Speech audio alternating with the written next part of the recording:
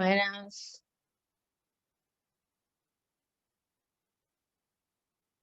Hola, dije.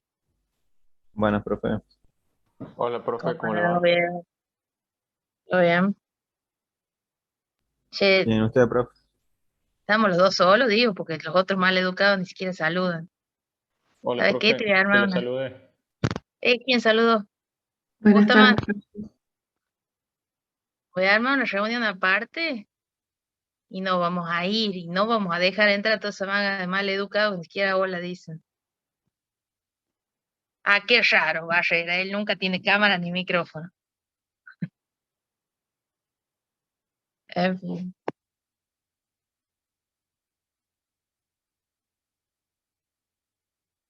¿Y los otros?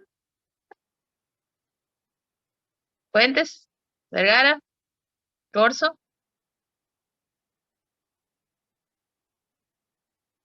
Buah, ponele. De donde Hola, yo vengo profe. me tienen a saludar. Ah, ahora sí. Bueno, veo que estamos con onda de lunes hoy, por lo visto. Qué horror. Em, Vamos a arrancar entonces con repasitos de lo que estábamos viendo y de paso arrancamos con lo nuevo, ¿sí? O sea, es parte de lo mismo. Como a modo de resumen, ¿no? Habíamos visto que ya sea que tenga dos fuentes luminosas o ya sea que tenga, por ejemplo, una sola fuente, lo hago así como para que me sea más fácil de ver, ¿no? Con un diafragma con dos rendijas muy pequeñitas y equispaciadas, siempre y cuando estén dadas las condiciones, en este caso de tener dos fuentes, de que sean fuentes de la misma frecuencia, que tengan sus amplitudes semejantes, que sean coherentes. En el caso de tener una sola, además de la fuente que sea monocromática y demás, debía darse que las rendijas sean muy pequeñitas, o sea que esa distancia y el ancho A de cada rendija sea mucho menor que las otras magnitudes asociadas al experimento. Es decir, si yo pongo la pantalla acá, no, sino que me la lleve muy lejos, cosa de que se hagan observables los efectos, ¿no? Entonces, bajo esas condiciones, ¿qué iba a pasar? Y bueno, acá que tengo dos generadores de frente de onda. Entonces acá tengo un frente de onda, acá tengo otro frente de onda y se iban a superponer en algún punto. Acá que tengo un solo generador de frente de onda, pero al poner este diafragma con dos aberturas, ellas iban a funcionar, ¿sí? Como si fueran dos generadores de frente de onda, o sea, como que a este haz inicial se lo divide en dos haces secundarios, por llamarlo de alguna manera, y justamente esos dos frentes de onda son los que iban a superponerse en algún punto, dándome una imagen que era característica de la interferencia, ¿sí? Supongamos que esta sea la pantalla. Entonces, la imagen iba a constar o consistir de franjas, los cuadraditos son las franjas brillantes y oscuras. Entonces, si este es el punto medio de ese patrón, ¿sí? Íbamos a tener, este iba a ser la franja brillante central, franja oscura, brillante, y así sucesivamente para ambos lados de la rendija. ¿Estamos? O sea que a esta imagen que era característica era la que llamábamos patrón de interferencia. Recordemos que habíamos dicho que la interferencia en el sentido de superposición en sí iba a ocurrir siempre. No me importa las condiciones que le pongan. Si superponerse ondas, pueden superponerse tranquilamente. El tema es que para que esta imagen se haga observable, íbamos a tener que pedir las características que nombrábamos hace un rato, ¿sí? Aparte de, obviamente, estar hablando de ondas electromagnéticas en el rango del visible, porque si no son del rango del visible, no las vamos a poder observar, aunque sí, si tuvieras un detector, por ejemplo, si lo podrías medir. A esto podrías medirlo, pero no verlo, ¿no? Bueno, y eso le llamábamos interferencia. Básicamente teníamos dos ondas, ya sea que provengan de dos fuentes distintas o de una misma fuente dividida, y lográbamos una intersección, una superposición de esas ondas que iba a depender de cuál sea la distancia recorrida por cada onda para llegar a ese punto. Entonces, a esos fines habíamos hecho, bueno, toda la deducción en la que habíamos visto que la amplitud, ¿sí? que en definitiva, más que la amplitud, nos interesaba un poco la intensidad, ¿sí? Que iba a depender de E cuadrado, iba a cambiar, ¿por qué? Porque justamente la amplitud de la onda resultante iba a tener un término que dependía de las amplitudes de cada onda que iban a interferir, que obviamente estas dos estábamos pensando que eran muy parecidas o casi iguales, y que dependía del coseno de la diferencia de fase entre ambas ondas, lo cual esta diferencia de fase en sí iba a depender de la diferencia de camino. Es decir, en concreto, si hay diferencia de camino recorrido por las ondas, hay una diferencia de fase y por ende hay un término de interferencia que me va a modificar la intensidad y eso un poco explicaba matemáticamente el por qué la observación de ese patrón o esa imagen característica que estábamos dibujando hace un rato. Eso en el supuesto de que no hubiera diferencia de fase inicial, pero a esto también, a este delta, también se le podía agregar un E1 menos E2 que le llamábamos a la diferencia de fase inicial y listo. Y además habíamos visto que había como que otras formas también de dividir el frente de ondas, o sea, utilizando una misma fuente, podíamos dividirlo al frente, por ejemplo, con un espejo, teniendo una imagen, una fuente puntual, la imagen de esa fuente a través del espejo iba a constituir justamente la onda, iba a ser el generador de esa onda secundaria, o bien podíamos trabajar también con el interferómetro de Michelson, que lo que hacía era desdoblar con esa plaquita que poníamos al medio, incidía la luz y desdoblaba hacia un espejo y hacia otro, recorriendo caminos diferentes. Obviamente que cuando se cruzan, de nuevo, porque las ondas se separan y luego se reconstituyen para formar una sola superposición, una sola imagen, ¿no? Entonces, una vez que vuelven a juntarse, al haber recorrido caminos diferentes, íbamos a obtener también un patrón semejante a lo que habíamos visto. Bueno, a eso le llamábamos interferencia. Y justamente el experimento, no de las dos fuentes, sino de las dos rendijas, le llamamos experimento de Young, porque el que le dio la explicación utilizando la teoría ondulatoria de la luz fue Thomas Young, justamente, estamos hablando del 1800 y pico, ¿no? Donde acuérdense que para ese entonces se había como que descartado la teoría ondulatoria y lo que primaba era el hecho de pensar en que la luz estaba formada por partículas con la consiguiente propagación rectilínea que venía de la mano de ella, ¿no? Bueno, ahora pensemos en el siguiente ejemplo, a modo de ejemplo, a modo introductorio. Veamos. Supongamos que tengo una fuente luminosa y le pongo un diafragma, como hablábamos hace un rato, que es esa pantalla opaca, ¿sí? Que me va a dejar, acá tengo la fuente luminosa, esa pantalla opaca que me va a dejar pasar luz a través de esta abertura, es decir que sabemos, bueno, acá irán rayos en todas las direcciones, pero solamente van a poder pasar ¿cuáles? Y los que pasen a lo sumo por el borde de ese diafragma. Entonces en la pantalla me va a dar una región iluminada desde acá hasta acá. Ahí todo bien, eso lo sabemos, ocurre con cualquier tamaño de rendija o de abertura de otra forma, ¿no? No tengo ningún problema. Ahora lo que vemos es que si hacemos más chica la abertura, bueno, es medio obvio que, bueno, acá tengo la fuente luminosa, que la región iluminada, uy, bueno, también se iba a hacer más chica, ¿sí? Es decir, si vos achicás la abertura, esta región también se va a hacer más chica.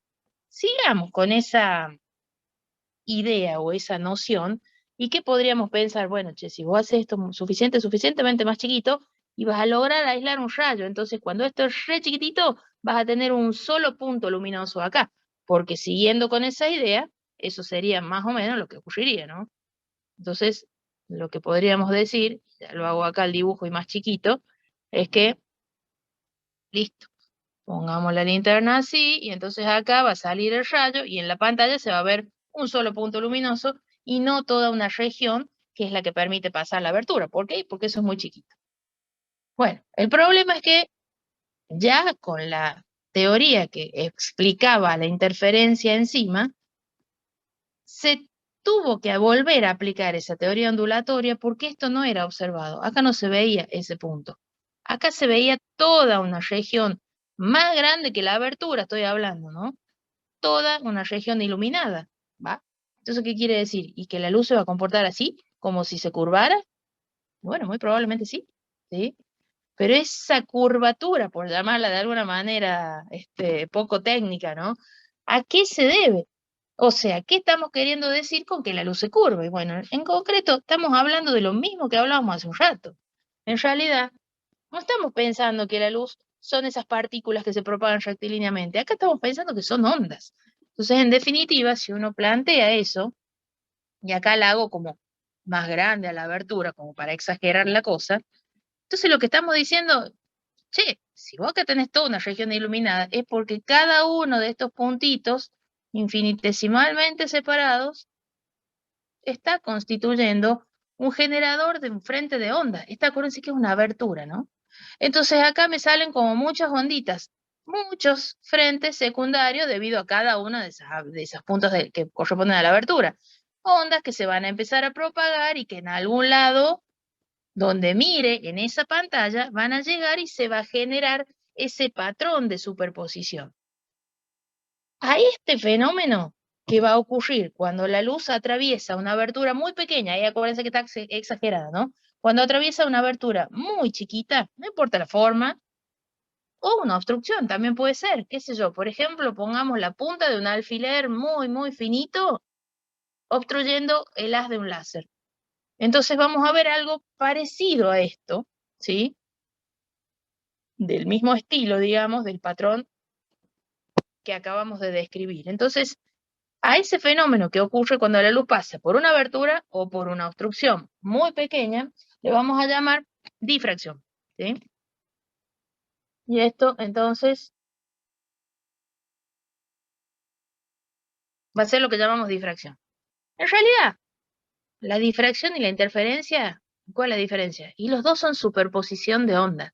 Conceptualmente es lo mismo, si se quiere, ¿no? O sea, obviamente que el resultado no es el mismo. No es lo mismo que superpongamos dos ondas a que superpongamos un montón, por ejemplo, ¿sí? Pero el concepto en sí, el hecho de tener en una región de la pantalla, o de plantear en una región de la pantalla una superposición de ondas, de dos o de muchas ondas, es justamente el hecho de decir, están superponiéndose, ¿sí? Entonces, el concepto en sí es el mismo, tanto de difracción como el de interferencia. Aunque hay veces que se le llama interferencia cuando estamos hablando de la superposición de dos ondas nada más. Y hay veces que se le llama difracción cuando estamos hablando de la superposición, ¿sí pasó? Cuando estamos hablando de la superposición de muchas ondas, ¿sí? Entonces, por ahí la distinción quizá en la forma de hablar o de referirnos al fenómeno puede darse. Si uno habla de dos, interferencia. Si uno habla de mucho, difracción. Pero, por otro lado, hay veces que vos decís, ponele, en vez de ser una sola rendija, tenés lleno de rendijitas, o sea, está lleno de aberturas esa pantalla negra, ¿no? Lleno de pequeñas mínimas aberturas. Y se le llama interferencia. O sea que incluso tampoco hay diferencia, ¿sí? En el lenguaje cotidiano digo, porque en definitiva estamos hablando justamente de superposición de ondas.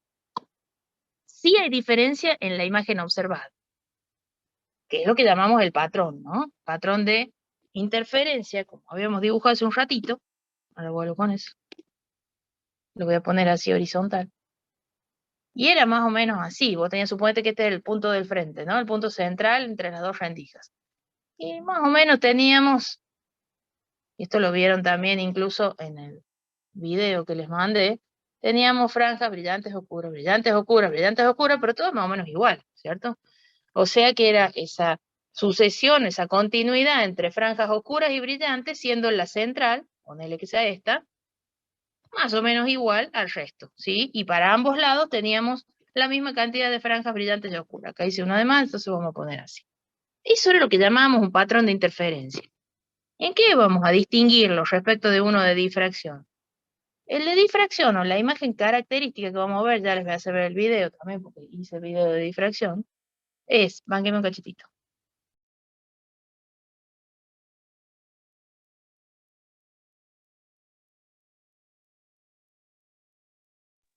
Bien.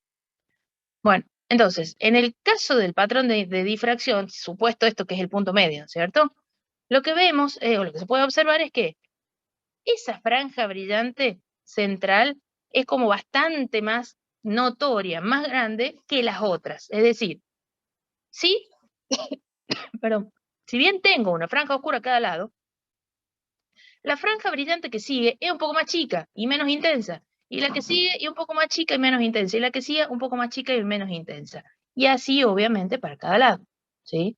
Entonces va decayendo en tamaño e intensidad a medida que nos alejamos de ese punto central, que obviamente es correspondiente con el punto central de la rendija, ¿no? Entonces, ahí tengo una diferencia, digamos, clave en cuanto a la forma de la imagen. Pero este y este son resultados de superposición de ondas, de la diferencia de camino de las ondas al llegar a un determinado punto que me da justamente esa imagen resultante. Entonces, tanto la interferencia como la difracción van a ser en definitiva el resultado de una superposición, y en concreto a lo que hacemos referencia es algo más o menos semejante, ¿no? Aunque me un cachito. Ay, que me corro la silla. Bueno, porque les voy a mostrar, ahí les puse. A ver, Me hace acordar a la función sampling. ¿a qué? ¿Qué Que hice? estaba explicando, me hace acordar a la función sampling. Ah, miren. Bueno, esta es la difracción. Justamente, acá lo que tengo es justamente el ejemplo que habíamos puesto hace un rato. Tengo un generador de ondas que ese frente de ondas pasa por una abertura muy pequeña y fíjense que me da como que un máximo central más ancho, a diferencia de lo que obteníamos, ay, ¿qué me pasa? De lo que obteníamos cuando tenía dos ranuras, fíjense cómo van los máximos, ¿sí? Donde en definitiva, y ahora cambio de nuevo, vamos a una porque me interesa esta, donde en definitiva lo que tengo es, entonces, un máximo central más exagerado que los otros, obviamente flanqueado de mínimos a cada lado y así sucesivamente, ¿sí? ¿Quién está mandando un mensaje? Ah, no, pero no es en el grupo. Bueno. Quéme un segundo, sorry, que están mandando mensaje, yo estoy en clase y bueno, perdón. Bueno, un poco la idea es, esto ocurre obviamente con diferentes longitudes de onda, estamos hablando de ondas de diferentes longitudes, nada más que a lo sumo me va a cambiar la forma digamos, el ancho del patrón, va a cambiar y ya vamos a hacer una deducción aproximada, vamos con otra longitud bastante más diferente. Vamos a hacer una deducción bastante más aproximada, fíjese que ahí tiene una mayor intensidad incluso en la parte central, pero el punto medio, o sea, siempre, digamos, la forma del patrón es la misma, ¿no? Con un máximo que va a corresponder al punto medio de la rendija. No, esto no quería sacar. Y ahora vuelvo para acá. Que se corresponde con, y paren que le pongo el detener acá. Con el punto medio de la rendija, ahí voy. Y que justamente tiene esa intensidad que va a ir decayendo de alguna forma que vamos a ver ahora. Esto simplemente, como se imaginarán, si hacemos la deducción como la hicimos antes, como la suma de las ondas, como tengo n ondas, y se vuelve un poco más complicado, ¿no? Entonces simplemente es como una revisión para que veamos cómo es la pinta de ese patrón de intensidad que habíamos visto, con ese máximo de intensidad que va a tener ese pico mayor en el punto central, y de ahí podemos deducir una condición también de cuándo ocurren esos máximos, ¿no? Pero es una forma diferente de la que hicimos antes, simplemente porque es bastante más simple que el análisis de sumatoria de ondas que deberíamos hacer para n ondas, y bueno, que se nos va a hacer un poco más complicado. Entonces vamos a suponer que, voy a hacer más anchita ahí como para que se vea. Déjenme dibujar un cachitín, así, qué sé yo, por ahí más o menos. Bueno, ponele. Y esto, y lo vamos a hacer así como hicimos antes. Fíjense, supongo que tengo, esta es la rendija, le voy a llamar S para allá. Le cambié todas las letras para que no se me superpongan con las letras que ya tenía de antes, así que no me maten con esto. Y tengo 0B, B le llamo al ancho de la rendija, por ejemplo. Esta es la abertura, ¿no? Rendija o abertura es lo mismo de lo que estoy hablando. Estamos pensando que, en primer lugar, acá viene una primera digresión conceptual, ¿no? Si puedo abrir esto. Supongamos que acá tengo la rendija, ¿sí? Y si vos venís y pones la pantalla acá, cerquita de la rendija, obviamente que todo bajo las condiciones que habíamos visto antes. La fuente monocromática y coherente, la rendija de un tamaño muy pequeñito, de órdenes comparables a la longitud de onda, ¿sí? Por ejemplo. Entonces, si vos pones la pantalla muy cerquita, vas a ver como que por ahí se nota la forma de la rendija. Estamos hablando de una rendija rectangular, entonces va a notar como un rectangulito que apenas se ven unas franjitas, ¿sí? Unas franjitas, o sea, anillos, así como lo que veíamos antes, ¿no? Que esas franjas le vamos a llamar, bueno, las franjas de interferencia que ya habíamos deducido, y a este tipo de difracción le vamos a llamar difracción de campo cercano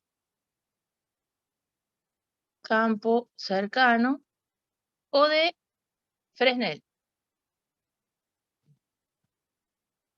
Esa no la vamos a ver, en realidad es la más complicada de observar, ¿no? De observar y también, obviamente, de modelizar matemáticamente. Vamos a suponer lo siguiente, vamos a llevar la pantalla re lejos, como hacemos siempre nosotros, ¿sí? Si uno pone la pantalla ahí en una distancia L, que sea mucho más grande que D, como habíamos hecho incluso en la suposición anterior, en la del experimento de Young, entonces cuando la pantalla está acá y observamos, vamos a ver el patrón que dibujé hace un rato, es decir, coincidente con el punto medio voy a tener un máximo central mucho más grande, una franja oscura a cada lado, después maximitos cada vez más chicos a medida que me voy alejando de ese punto central. A esta difracción le vamos a llamar difracción de campo lejano o de Fraunhofer. Esta es un poco la que vamos a analizar ahora. Vamos a tratar de ver cuáles son las condiciones, ¿sí? Pero esto como para que lo sepan, por si tienen la posibilidad de hacerlo, qué sé yo, sugerencia, para que se pongan a verlo. Acuérdense que tienen que ser tamaños muy pequeñitos. Qué sé yo, tenés un papelito, un papel aluminio, por ejemplo, y le hacen una abertura mínima, le hacen un pinchazo con una aguja de la más finita que tengan, o con un alfiler, y ponen un láser por detrás, obviamente, detrás de la abertura. Entonces, si ustedes, va a ser difícil, pero bueno, insisto, se puede llegar a hacer, sobre todo la forma de la abertura les va a incidir mucho en cómo va a ser el patrón. Si ustedes ponen la pantalla muy cerquita, van a ver casi como si fuera el punto luminoso, pero van a tener, según la forma de la abertura, pero van a tener algunas franjitas que en algunos casos se ven, en algunos no. A veces hay que poner una lente para que se pueda ver, ¿no? Y si llevan la pantalla mucho más allá, van a ver justamente el patrón de la forma que les había comentado hace un rato. Entonces, esa es la difracción que vamos a analizar nosotros ahora, que es la de campo lejano, o la difracción de Fraunhofer, ¿no? Entonces acá nuestro supuesto es que L es mucho mayor que, en este caso le estoy llamando B, al ancho de la rendija, ¿sí? Acuérdense que ahora tengo una sola rendija, o sea que esto es toda abertura, esto que está dibujado ahí. Bueno, para que vean. Acá, al igual que habíamos hecho con Young, aunque me puedo abrir esto, este ángulo θ, decimos que es este ángulo θ, estamos suponiendo que es un ángulo muy pequeñito, porque esto está como tan lejos que, bueno, el ángulo es el mismo. A esto le llamamos, esto va a ser X, ¿sí? Y esto es B, qué sé yo, ¿sí? O S, como quieran, ¿sí? Entonces pensemos lo siguiente.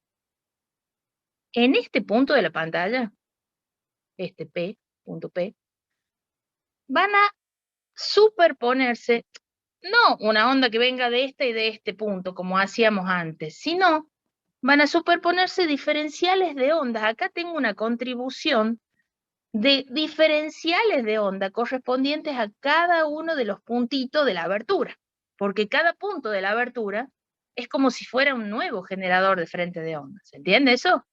Entonces le voy a llamar I, pero I de la Y, no la I de intensidad para que no se me mezcle después, porque después hago como una... Pues si no le podría haber llamado E de campo eléctrico también, pero bueno, ya le llamé I, no importa. Le voy a llamar I a la perturbación que va a resultar de la superposición o de la superposición acá de contribuciones de cada diferencial de S que le llamo al eje este que contiene a la abertura. Entonces ese diferencial de I, ponele, le vamos a llamar un I0, o va a ser igual a un I0, como habíamos hecho antes, cuando antes le llamábamos al campo, que era la perturbación. E igual a E0 por el seno, ahí para que lo vaya escribiendo, si no, el seno de K por X menos omega T, bueno, ahora simplemente le voy a llamar I para cambiar, para sacar, porque en realidad es una contribución nada más, ¿no? Pero esto tiene que ir por un diferencial de S. ¿Por qué? ¿Y por qué es la contribución? Lo que estoy planteando es la contribución de cada diferencial de S, que es cada diferencial de rendija. ¿Está bien? Bueno, pero otra forma, ya saben que esto lo pongo de muchas formas diferentes, entonces también lo puedo escribir como el seno de 2pi por F por T menos K, menos X sobre lambda por DDS. Pero si S, que le voy a llamar esto, o B, como quieran, es como que la hipotenusa de este triángulo, entonces yo ahí digo que X es igual a S, si se quiere, por el seno de θ. Entonces acá puedo decir, bueno, pero si vamos a hacer un diferencial y será diferencial de S seno de θ, entonces el D de S me va a quedar, bánquenme, miren y después los dejo que copien o que hagan una captura, ¿sí? D de X sobre el seno de θ. Porque acá hay mucho triquiñuela matemática para poder llegar a lo que quiero, ¿se entiende? Entonces por eso les digo que me banquen un ratitín. Bueno, entonces esto acá, por ejemplo, lo puedo poner como I0 sobre el seno de θ. Voy a reemplazar esto acá, ¿no? Por el seno de 2pi por F por T menos X sobre lambda por el diferencial de X. Ahora sí, si lo tienen, me avisan, y este es un diferencial de I, me avisan, así yo lo puedo borrar. Voy a ir borrando de aparte, porque si no me voy olvidando lo que estoy haciendo. Esto sería una contribución sobre la pantalla, sobre el punto P de la pantalla, ¿no? De un diferencial de S. ¿Se entienden? Ahí va, ahí me voy, hago una apertura de plano y ahí lo veo. Dígame con usted. Ya está, profe. Bien. ¿Qué borro? ¿Qué borro? ¿Qué borro? Bueno, la gráfica. Sí, vamos con la gráfica, si no. A ver.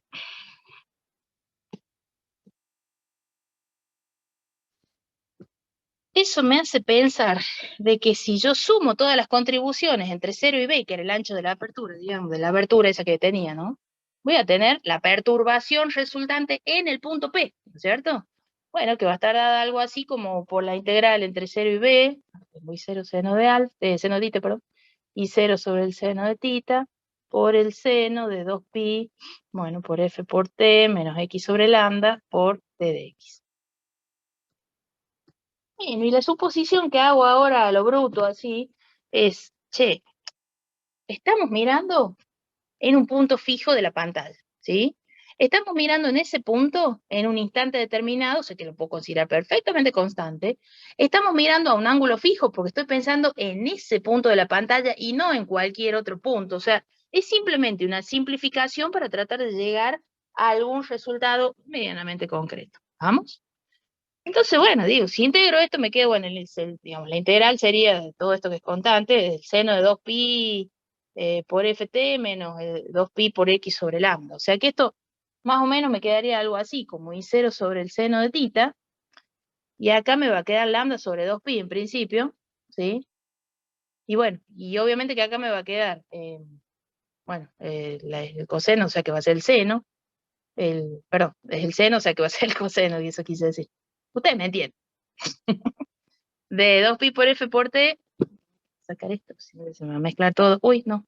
Ah, no, sí, ya está. Ya le escribí acá arriba. Espero llegar a lo que quiero. Vamos, vamos. No, ya lo hice en lápiz y papel, o sea que sí llego. Entonces, 2pi por F por T, y acá me quedaría menos el coseno de, bueno, 2pi F obviamente, perdón, 2pi seguramente, pero ahí como tengo X, le vamos a poner, bueno, ahí me va a quedar B por el seno de θ sobre el A. O así si quieren. ¿sí? Pero lo que uso ahí, ¿sí? El otro día usé una relación trigonométrica parecida, nada más que con la suma de los senos, ahora voy a usar con la resta de los cosenos, bueno, es la idea, ¿no?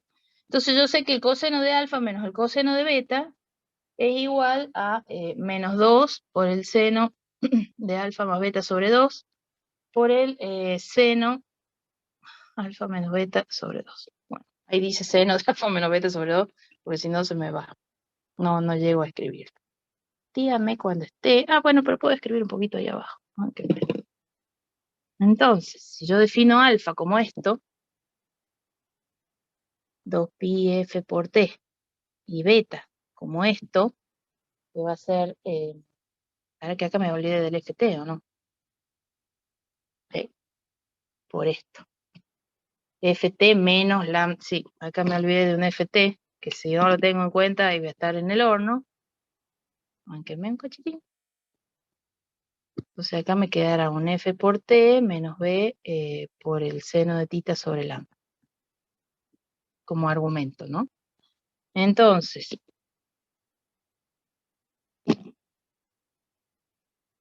esto será f por t, no, por 2pi. Bueno, carajo. 2pi por f por t menos, bueno, y ahí sería 2pi por, ¿sí? 2pi por b seno tita sobre lambda. Si hacemos alfa más beta sobre 2, este y este se me van a sumar. O sea que me va a quedar 4pi ft. Pero como tengo sobre 2, estoy tratando de hacer los argumentos de esto, ¿no? Entonces me quedará 2pi ft. Bánquenme, que yo voy escribiendo, porque si no ya no tengo más lugar. Sorry. Esto será entonces 2pi ft. Menos. Como me queda más, entonces este menos me va a quedar. Y como esto lo tengo que hacer sobre 2, me va a quedar pi por b seno tita sobre lambda. Uy, ya no me entra acá. Bueno. Pi por b seno tita sobre lambda. Dígame si ya se puede borrar ahí, porque si no, no tengo dónde más escribir. Sí, profe. Bien. Igual creo que esto también está de Power. ¿Les manda el Power o no les manda? Ya me olvidé si les manda el Power o no. Sí, profe. Creo que no.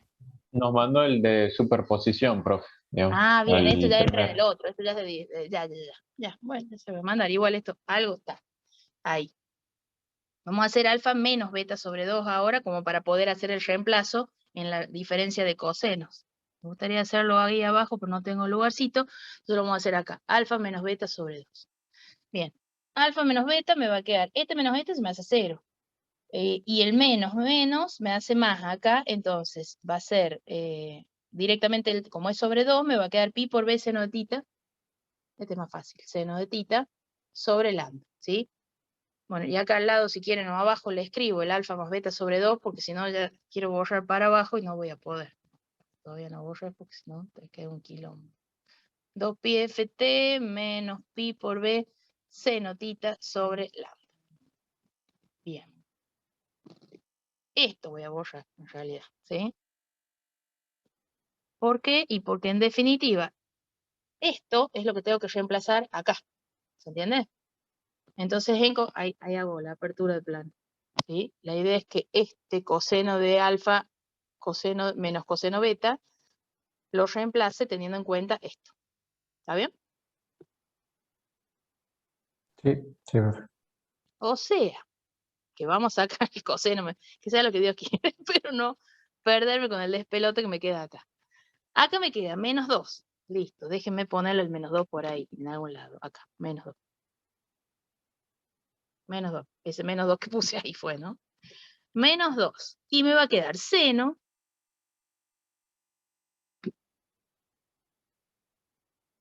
¿De quién?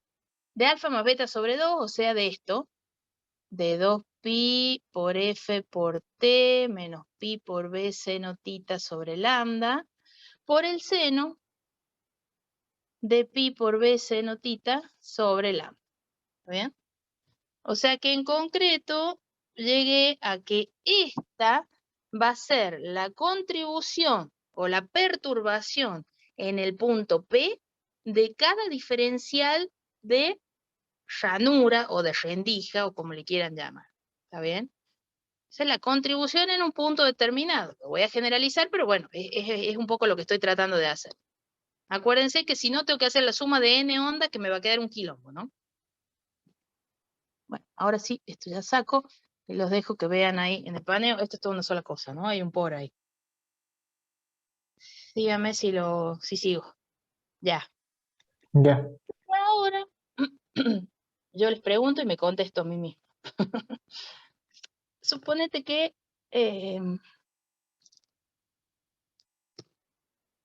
estoy simplificando, ¿no? Bueno, este 2 se me va con ese 2. Y acá se me ocurre multiplicar por b. ¿Por qué? Y porque acá lo veo al b. Digo, no, le vamos a multiplicar por b. Divino, sea. ¿Sí? Pero como no lo tengo acá, multiplico y divido por b. ¿Se entiende? Sí. Entonces, lo que tengo más o menos es I0 por b, que lo voy a separar por algún lado. ¿De quién lo separo? Y de todo esto que pinta ser lo mismo que el argumento del seno. ¿Está bien? Y por otro lado tengo lambda sobre pi por b seno tita. Fíjense que nada más le cambia el orden, ¿no? Lambda sobre pi por b seno tita, los dos ya se me han venido. Bueno, me queda el 2 dando vuelta ahí. El menos, digo, perdón, el menos. Y acá tengo seno de esto que depende del pi por b seno tita, y de ahí tengo de nuevo el seno de eso que depende del pi por b seno tita. Pero acá no tengo pi por b seno tita sobre lambda, acá tengo al revés, lambda sobre pi por b seno tita, ¿sí? Entonces todo me lleva a pensar, che, ¿y si hacemos un cambio de variable? Bueno, hagamos. ¿Y pero para qué me va a servir? Y bueno, porque fíjate que si esta es la perturbación, lo que habíamos hablado hace un rato, si estamos llamándole a esta la perturbación sobre el punto P de la pantalla, debida a la contribución de cada uno de los diferenciales de rendija, entonces recordemos que la intensidad en la pantalla, ¿de qué dependía esa intensidad? Iba a ser más o menos proporcional a I cuadrado. Y al cuadrado. Claro, a esto al cuadrado. O sea que justamente a ese lado me quiero ir. Bueno, al menos ya no lo voy a tener más. Esto será al cuadrado, esto será al cuadrado, y acá tengo seno cuadrado, ¿sí? Pero guarda que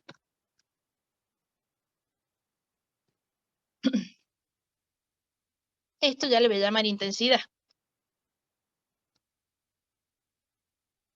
Y a esto le voy a llamar aproximado, y esto ya es todo un aproximado tremendo, ¿sí? Y un I0 cuadrado, si se quiere. ¿Está bien? Perdón, I0, no I0 cuadrado. Se lo vamos a llamar I0 a lo que antes teníamos como E cuadrado, como E0 cuadrado, ¿sí? Ponele. Y esto, y si hago ese cambio de variables ahí del que hablaba hace un rato, a ver, si le llamo, pero esto ya voy a tener que borrar arriba.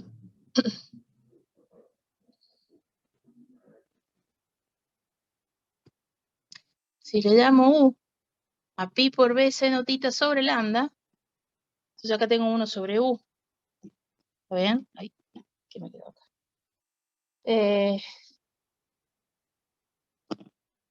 Esto ya es seno cuadrado. Déjame pensar una cosa. ¿Sí?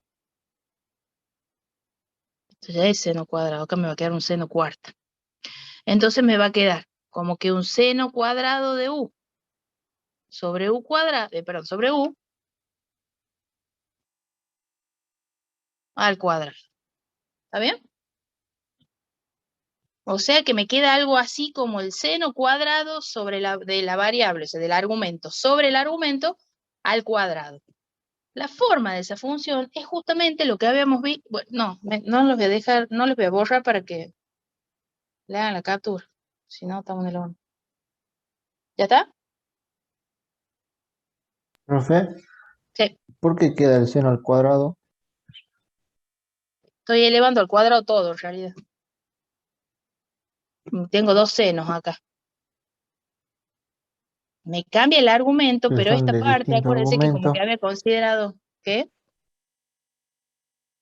No te escuché bien. Esa parte la considero al Claro, 2 como pi que esta ft, ¿qué parte la pasaba con eso? considero, básicamente, acuérdate que habíamos dicho, esto es toda una simplificación, por eso acá le mando un aproximado nada más, y donde lo que estoy considerando es que, como es un tiempo fijo, porque la superposición ocurre en un espacio-tiempo determinado, Vamos a suponer que la variable tiempo no la tengo en cuenta, y además suponemos que como el ángulo también es fijo, nada, lo dejo a ese ángulo. Pero ¿por qué no me lo saco de encima el seno tita? Porque de esto, del ángulo, digamos, al cual estemos mirando, va a depender si es máximo, mínimo, máximo, mínimo. ¿Te das cuenta? Por eso este no lo puedo sacar de encima, porque la contribución va a cambiar según el ángulo tita en el que yo esté mirando en la pantalla. Eso nada más, o sea, Ya, profe. a lo sumo supuse que esto no me era significativo. Entonces, en concreto, lo que se observa de esta función va a ser que va a tener esta forma. ¿Y dónde vamos a tener? Bueno, van decayendo los máximos a medida que me muevo hacia los costados, y obviamente, este máximo central va a corresponder con el punto medio de la rendija, o el punto central entre los dos extremos, entre 0 y B sería, ¿no? Y donde este mínimo va a ocurrir, que va a ser, como esto depende del seno, ¿no es cierto? Este mínimo va a ocurrir cuando, por ejemplo, cuando use a NP. ¿Está bien? Entonces ahora voy a sacar una condición para mínimo, no para máximo. Déjenme, borro esto. Entonces, por ejemplo, esto vamos a decir que ocurre para pi, y esto ocurre para menos pi. ¿Sí? Entonces, acá obtengo una condición para mínimos y no para máximos, y donde lo que digo es condición de mínimos de difracción. Y lo que estoy diciendo es que ese mínimo ocurre cuando U por el seno de 1, cuando pi por b seno de tita sobre lambda, esta es la variable U que está metida dentro del seno, es npi. Entonces, en definitiva, lo que veo es que, por eso ya lo voy a poner con otro colorcito, bueno, ahí pi se me va con pi, que b seno tita es igual a n lambda. Entonces, esta es la condición para los mínimos de difracción, muy parecido a los máximos de interferencia. ¿Se acuerdan que los máximos de interferencia, bueno, lo que pasa es que nosotros antes le poníamos, en vez de seno tita, esto también es válido acá. Acuérdense que el seno es igual más o menos al ángulo, más o menos igual a la tangente, y a la tangente la hacíamos igual a I sobre L, entonces esto también lo pueden escribir acá tranquilamente. Nada más que estas son condiciones de máximo, y donde n igual a 1 me va a dar de mínimo, y en el caso de la interferencia de dos rendijas, no de muchas fuentes, en ese caso íbamos a tener que con n igual a 1 me iba a dar la primera franja brillante, en este caso me da con n igual a 1 me da la primera franja oscura, con n igual a 2 me da la segunda franja oscura, y así sucesivamente. Entonces a esta la voy a considerar como la condición para que se dé el mínimo de difracción, o de ese patrón de difracción del que hablábamos hace un rato, donde B es el ancho de la rendija o de la abertura rectangular, lambda obviamente la longitud de onda. Esto te va a ser coincidente con el número de orden. Acuérdense que en el caso de el planteo de los máximos de interferencia no. Y donde el seno de tita, si ustedes quieren, lo pueden escribir como I sobre L tranquilamente, porque el seno es aproximadamente igual a la tangente. Me dicen si está. Para que... Sí, profe. Bueno. Entonces, eso que vimos hace un rato, que se formaba en la pantalla con ese máximo en el punto central, y fíjense que incluso del simulador nuestro no se alcanzaban a ver los otros máximos, pero bueno, ya van a ver que, a ver si les puedo mandar el video. Estoy en el grupo tratando de mandarles el video de la difracción, que ya no me acuerdo cuál era. Banca. Creo que debe ser este.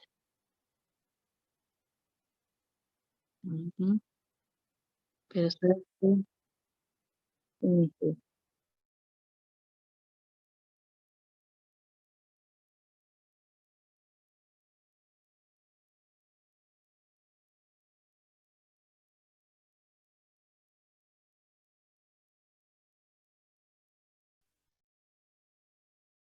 Bueno, para hoy.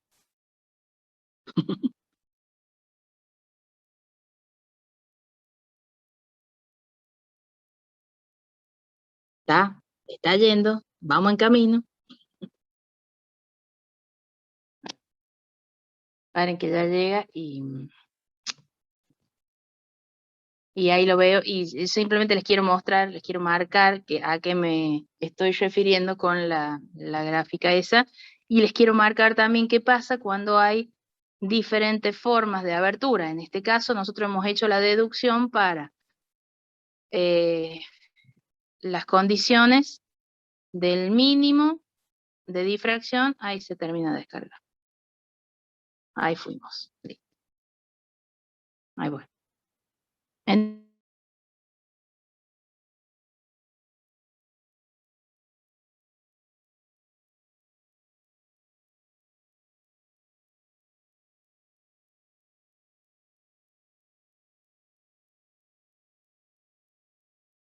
Fíjense que ahí se ve el patrón de difracción, tiene un máximo central, ahí se un zoom, máximo central más grueso, más fino, y se va haciendo cada vez más delgada, y además con la luminosidad externa que había, olvídate, no se alcanzaban a ver más que 2 o 3 franjas brillantes para cada lado de ese máximo central de difracción, ¿no?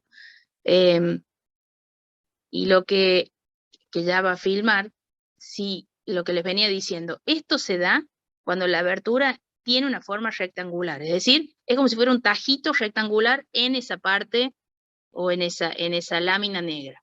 Lo que estoy haciendo ahí es cambiándole la forma de la abertura, y fíjense, por ejemplo, qué pasa si pongo una forma de abertura cuadrada. Es decir, no se ve el cuadrado, pero sí, fíjense que los máximos se forman como que sobre las diagonales.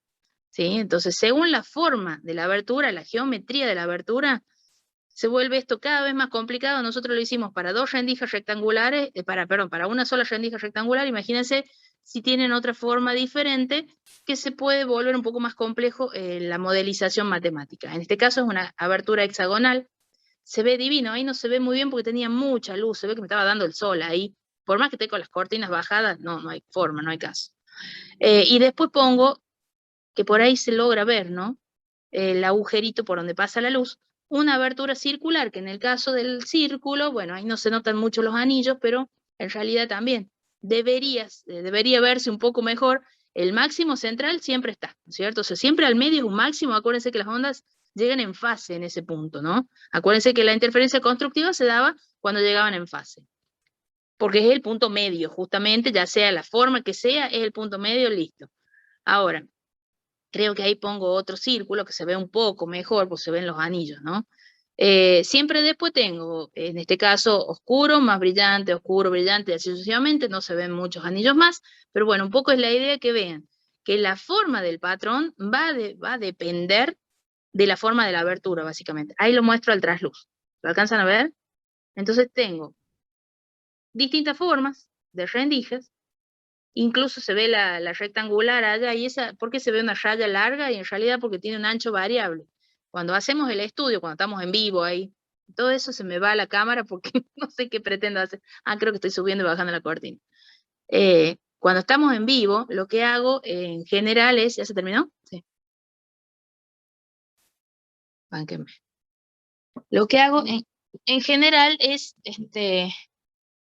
cambiarle el ancho de la rendija también, como para que vean la relación, porque esa relación a la que habíamos llegado antes, ese BC notita igual a N lambda, en realidad me permite también medir la longitud de onda, ¿no? Y me permite analizar que el ángulo tita va a depender de B, o sea, si B lo paso para el otro lado, supónganse C notita, me quedará N lambda sobre B, que B, esto no es X, esto es lambda, que B es el ancho de la rendija.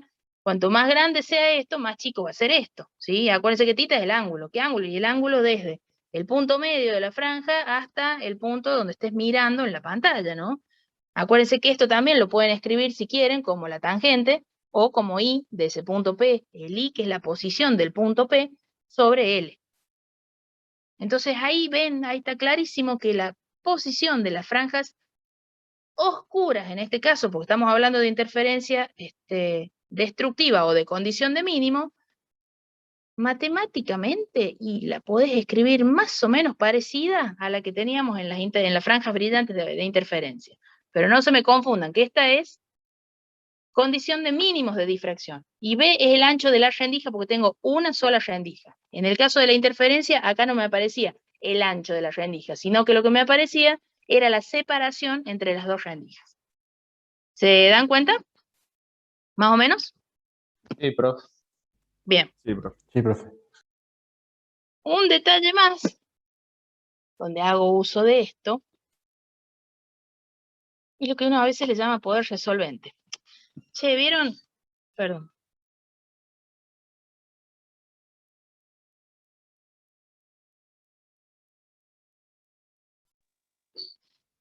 ¿Vieron cuando están, ponele, en una ruta? Ya, a las 1:30. Que ponele que están, no sé, en la ruta de los llanos, ¿no? Donde vos tenés una visibilidad bárbara. Que a veces que ves un punto luminoso y que no sabes si es auto, moto, qué es lo que viene hacia vos, hasta que llega a una cierta distancia, se acercan lo suficiente mutuamente, ¿no? Se acercan lo suficiente hasta que logran recién ahí distinguir que no es un solo faro, son dos, o sea que es un auto, por ejemplo, ¿sí? O, por ejemplo, supónganse que estamos mirando, son dos ejemplos que les pongo, estamos mirando, a ver, estamos una noche mirando el cielo, bueno, no vamos a decir a ojo desnudo, porque a ojo no se ve nada, todos son puntos, ¿no? Pero que están con un telescopio, por ejemplo. Entonces, capaz que están mirando una estrella, que no es una estrella, que sea un sistema binario, o sea, dos soles, o que sean tres, porque también puede tener un sistema triple, pero vos ves un solo punto luminoso. Entonces, ¿a dónde está el límite ese, a partir del cual yo puedo distinguir o no? Ese límite me lo da el hecho de la existencia de la difracción. Si no hubiera difracción, aunque me un cachetín, vamos a suponer que esta es la pupila del ojo, muy chiquita, o que es el objetivo del telescopio, por ejemplo, ¿sí? Y vamos a suponer que acá tengo los faros del auto, dos fuentes distintas, ¿sí? Vamos a hacer distintos colores para que las líneas no se me vean. Tengo dos fuentes.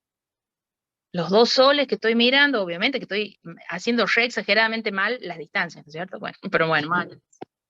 Los dos faros del auto, los dos soles que estoy mirando de ese sistema binario, etc. Si la difracción no existiera, ustedes supónganse que tienen la pantalla acá.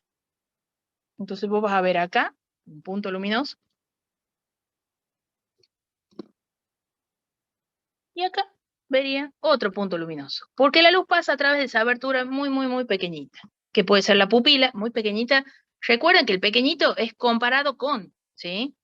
O sea, la distancia de los faros hasta mí es muchísimo mayor que el diámetro de mi pupila. La distancia de la estrella o del sistema de estrellas que estoy mirando hacia la Tierra es muchísimo más grande que el objetivo del telescopio. Así tenga un telescopio de 2 metros de diámetro, guarda. Entonces estamos hablando de distancias comparativas con. Si la difracción no existiera y esta fuera la pantalla, vos acá verías un punto y vos acá verías un punto. Es decir, verían sobre la pantalla, o sea, la pantalla va a ser la retina, va a ser, no sé, el ocular del objetivo, lo que quieran. Vos verías dos puntos, no importa la distancia a la que se encuentren, no importa. ¿Por qué? Porque no existiría la difracción. Pero eso no es lo que ocurre. ¿Por qué? Porque en realidad este que yo puse como la fuente luminosa verde, bueno, le mandé para decir de distintos colores, ¿no? Esto en realidad no se ve como un punto.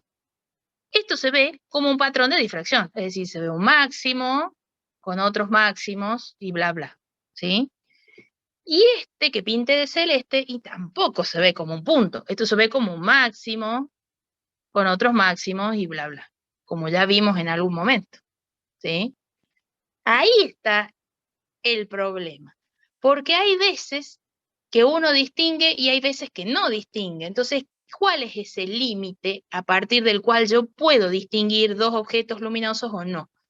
Que se suele llamar, no se les suele decir distinguir, se les suele llamar resolver. Por ende, esto se va a llamar poder resolvente. ¿Sí? Resolver. Entonces, ¿cuál es ese límite? Bueno, el límite me lo da lo que se llama el criterio de Rayleigh. Criterio Rayleigh. Así se escribe, ¿no? Que en definitiva, ¿qué me dice? Che, sí, y ahí les voy a dibujar acá separaditos. Si el máximo central de una de las fuentes, de ese patrón de difracción, ¿no? Me cae más allá o a partir de el primer mínimo del patrón de la otra fuente, entonces vos podés resolver, podés diferenciar entre esos dos máximos. Ahora, si ese máximo central de la segunda, del segundo patrón de difracción te cae más acá, o sea, muy junto, esto se ve como si fuera una sola fuente luminosa. Acá estarías viendo dos, porque el máximo de la segunda fuente te cae más allá del primer mínimo de la primera fuente. ¿Se entiende? Si no, y ya lo hago con naranjita si quieren, si me hubieran caído así, por ejemplo, como para dibujarles diferente,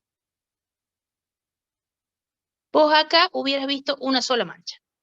Entonces no hubieras podido resolver si se trata de una moto o un auto, porque ves una sola mancha luminosa, no sabes si es un sistema binario o es un sistema de una estrella simple, no sé, no sabes si son dos cráteres de la Luna o uno, porque vos solamente ves una sola mancha, ¿sí? ¿Pero por qué? Porque el patrón de difracción, perdón, cae más acá del primer mínimo del otro. ¿Se entiende? Entonces, Sí. eso significa poder resolver, poder distinguir entre dos, y ya acá me voy más allá, digo, no necesariamente tienen que ser fuentes luminosas. Si está mirando, como dije hace un rato, no sé, los cráteres de la Luna, ¿sí? Capaz que lo ves a simple vista y es una sola mancha, pero capaz que si lo ves con un telescopio y ahí ya cambió, ¿qué cambio? Y bueno, estás cambiando obviamente el diámetro del objetivo que estás utilizando. En un caso estoy usando la pupila, en otro caso estoy usando un telescopio que tiene un diámetro mucho mayor, ¿cierto? Entonces, la existencia de la difracción justamente constituye como que una limitación en la capacidad de poder observar los objetos, ¿sí? Y poder resolver entre dos objetos que se encuentran lejanos, por ejemplo. ¿Vamos? Esto lo voy a Sí, borrar, profe. porque como estamos hablando del primer mínimo, como dijimos hace un rato, bueno, ¿se acuerdan que habíamos puesto que, por ejemplo, que B por el seno de tita era igual a n lambda, que era la... n tita, no, n lambda. N lambda, que es la condición que habíamos planteado hace un rato, listo. Condición de mínimos, ¿sí? Pero si n es el primero, le vamos a poner n igual a 1. Y entonces esto me está dando, y acuérdense que habíamos dicho también, que es lo mismo que ponga el tita, o que ponga el seno de tita, o la tangente, me da igual, porque son ángulos muy pequeños, esto me está dando una limitación. Entonces, si tita, este es el tita mínimo que yo puedo usar para resolver. ¿Por qué? Porque ahí estamos suponiendo que estamos hablando del primer mínimo de la otra fuente, ¿no? Entonces, si tita al cual estoy observando es más grande que ese tita mínimo, yo puedo distinguir las dos fuentes, si es igual o menor, no. ¿Sí? Y este tita, ¿qué tiene que ver con la distancia? Me dirán ustedes. Y bueno, si esto también es igual a la tangente y sobre L. Ahí tenés. ¿Sí? Entonces ahí está involucrada también la distancia a la que se encuentran las fuentes luminosas respecto de lo que consideraríamos como la pantalla. Entonces este va a ser el tita, que le vamos a llamar acá mínimo. O poder resolvente, para que lo escribo ahí abajo. Poder resolvente. Ahí está. ¿Estamos? Sí. Una cosita más. Porque, nada más que porque por ahí lo usan, ¿no? No lo voy a deducir porque en realidad es bastante más complejo para deducir. Uy, ya borré el lambda. Cuando, como les dije hace un rato y como vimos en el video, la forma del patrón depende específicamente de la forma de la abertura. Bueno, en este caso estamos usando una abertura rectangular donde B es el ancho de la rendija, ¿sí? Eso no lo pusimos en ningún lado, pero bueno, eso agréguenlo porque B es el ancho de la rendija. Ahora, ¿qué pasa si usamos, como dije hace un rato, estoy mirando un sistema binario y quiero ver si se pueden distinguir los dos soles o no. ¿Qué va a ser tu abertura? Igual tu abertura va a ser el objetivo del telescopio. El objetivo de telescopios que tienen forma, obviamente, si estamos hablando de un telescopio reflector, estamos hablando de espejos que tienen forma esférica, ¿sí? Entonces ya ahí tendríamos una abertura circular y no una abertura rectangular como en este caso. Bueno, nada más que para tenerlo en cuenta, si la abertura es circular, esto se ve modificado con una constante que no importa, pues no les voy a hacer la deducción de dónde sale ni nada, pero sí me sigue dando el poder resolvente o el ángulo límite ese a partir del cual yo puedo ver. Entonces ese poder resolvente va a ser más o menos 1,22, ese factor que le digo que no importa dónde sale, por lambda sobre phi, donde phi es el diámetro ahora de la abertura, ¿sí? En este caso estamos hablando de una abertura rectangular. Y en ese otro caso una abertura circular. Rectangular. ¿Estamos? Sí, profe. Genial. Disculpe, profe, ¿qué era pi? ¿Qué cosa? ¿Esto? El diámetro de la abertura. Ah, listo, listo, perfecto. Acuérdate que, o sea, era como tener toda la pantalla, que es lo que les decía yo que podían llegar a hacer si se les ocurría probar, a ver si se ve algo o no. Usen un láser, hagan en una, no sé, en papel de aluminio se me ocurre porque es como más fácil de hacer el agujerito muy pequeñito y, bueno, puede llegar a resultar mejor. Si hacen una abertura con un alambre, una aguja muy finita o lo que sea, les va a dar una abertura circular, más o menos, ponele, más o menos circular.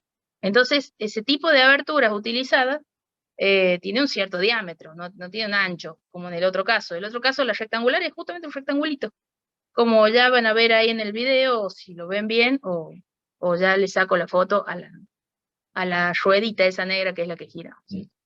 Pero bueno, la idea un poco es que con esto cierren la parte de superposición de ondas, básicamente, que es justamente un poco trabajar o con muchas o con pocas, o sea, con dos o con muchas, pero básicamente el fenómeno en sí es el mismo, pero me da como resultado imágenes diferentes, que van a depender no solo de la forma de la rendija, sino que va a depender de cuántas fuentes considere, ¿sí? Y obviamente también depende de la longitud de onda con la que lo hagas incidir, con la que estés haciendo el patrón, ¿no? Porque, bueno, ahí también lo pudieron ver en el simulador, si usaban diferentes longitudes de onda, que yo más o menos hice de verde a azul, a rojo, qué sé yo, que de última en el práctico podrían probar con varias lambda. Ven que, bueno, sutilmente van a notar algún cambio, porque acá, como ven, tengo un ángulo, digamos, un ángulo mínimo, por ejemplo, si estamos hablando de difracción de poder resolvente, tengo un ángulo mínimo, pero que depende de la longitud de onda de manera directa. Si vos pones una longitud de onda más grande y estás ampliando un poco ese límite que tenés que te está distorsionando la imagen o no permitiéndote ver un poco la imagen, ¿no? Pero siempre estamos trabajando con fuentes monocromáticas, me refiero, no estamos pensando en fuentes de luz blanca, aunque igual, cuando incide luz o sea, en los dos ejemplos que les di, estamos usando luz blanca, o sea, una combinación de frecuencias, pero bueno, en definitiva, las deducciones que se hacen, las aproximaciones más concretas, son para una determinada longitud de onda y no una combinación de ellas. ¿Estamos? Sí. Bien, profe. Bien. Bueno, mañana terminamos con esto, va a ser más corto, quizá la clase, porque por ahí se me fue la mano con hacer la deducción y que sé yo de la difracción. Pero sí, ya estaríamos terminando y ya, nada, nos ponemos de acuerdo para ver cuándo hacemos el cuestionario de esta parte, ¿no? Pero nos está faltando polarización, que es el otro fenómeno. ¿Qué? ¿Más siesta? Sí, bueno, o sea, en realidad te tendrías que levantar y después te va a dormir la siesta. En realidad sí, estaríamos viendo el otro fenómeno, que ese no lo voy a desarrollar matemáticamente, simplemente me voy a quedar con una conceptualización, como para que vean o a ver dónde se puede hacer observable, digamos.